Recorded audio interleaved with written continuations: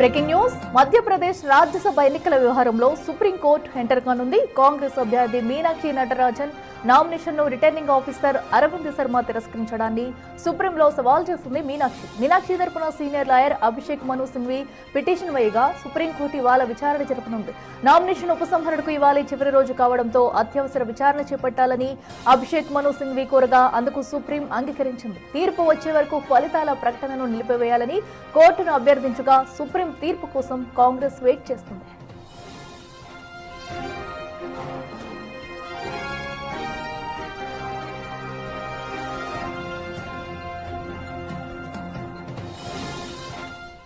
రెడ్డికి మరింత సమాచారం ఢిల్లీ నుంచి మా ప్రతినిధి శివ లైవ్ లో అందిస్తారు. శివ, ఏదైతే అటు నామినేషన్ తిరస్కరణకు సంబంధించి కూడా వేసిన పిటిషన్ పై ఇప్పుడు కాంగ్రెస్ ఎంతో ఈగర్గా వెయిట్ చేస్తుందని చెప్పాలి. ఎందుకంటే తదుపరి కార్యాచరణ ఎలా ఉండబోతుంది అనేది దీన్ని బట్టి అర్థమవుతుంది. మరి తీర్పు ఎప్పటి వరకు వచ్చే అవకాశం ఉంది?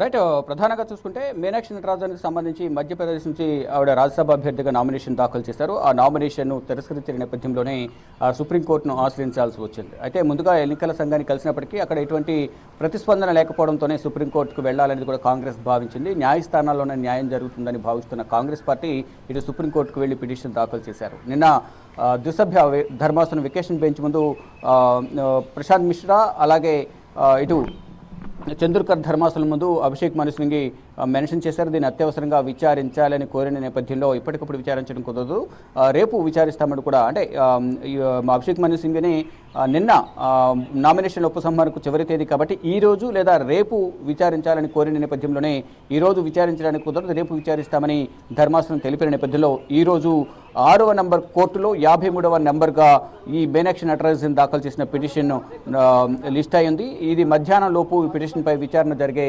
అవకాశం అయితే ప్రధానంగా కనిపిస్తోంది. అంటే రాజ్యసభ నామినేషన్ తిరస్కరించడం అన్యాయంగా కుట్రపూరితంగా జరిగింది అనేది కాంగ్రెస్ ఆరోపిస్తోంది. ఎటువంటి సంబంధం లేని కేసులకు సంబంధించి ఇటు బీజేపీ కంప్లైంట్ చేయడం ద్వారా రిటర్నింగ్ ఆఫీసర్ అరవింద్ శర్మ కూడా మళ్ళా మీనాక్షి నటరాజన్తో ఎటువంటి సంప్రదింపులు కానీ ఎటువంటి ప్రశ్నలు అడగకుండా ఆయన ఏకపక్షంగా నిర్ణయం తీసుకున్నారనేది కూడా కాంగ్రెస్ ఆరోపిస్తుంది. దానిలో భాగంగానే ఇప్పుడు సుప్రీంకోర్టుకు రావడం, సుప్రీంకోర్టులో వాదనలు ప్రతివాదనలు అయిన తర్వాత సుప్రీం ధర్మాసనం ఎటువంటి తీర్పు ఇస్తుందనే దానిపై మాత్రం ఇంకా ఉత్కంఠ కొనసాగుతుంది. మరోవైపు ఇటు భారత రాష్ట్రపతి ద్రౌపది ముర్మును కూడా మీనాక్షి నటరాజన్తో పాటు ఎమ్మెల్యేలు, మధ్యప్రదేశ్కి సంబంధించిన ఎమ్మెల్యేలందరూ కూడా వెళ్ళి కలిసి ఇటు ఎన్నికల సంఘం పైన, ఇటు మరోవైపు అరవింద్ శర్మ రిటర్నింగ్ ఆఫీసర్గా ఉన్న అరవింద్ శర్మపై కూడా కంప్లైంట్ చేయబోతున్నారు.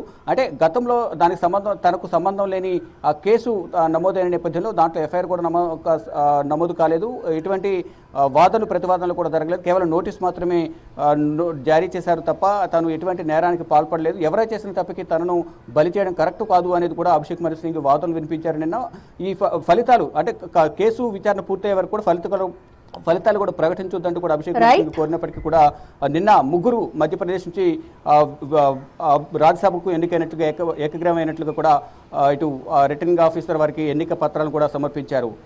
మొత్తంగా చూసుకుంటే ఇటు రాజ్యసభ సభ్యత్వాన్ని తిరస్కరించడం పట్ల సుప్రీంకోర్టుకు వెళ్లారు కాబట్టి సుప్రీంకోర్టులో ఏం జరగబోతుందనే దానిపై మాత్రం ఉత్కంఠగా ఎదురు చూస్తూ ఉన్నారు. Right Shiva, thank you.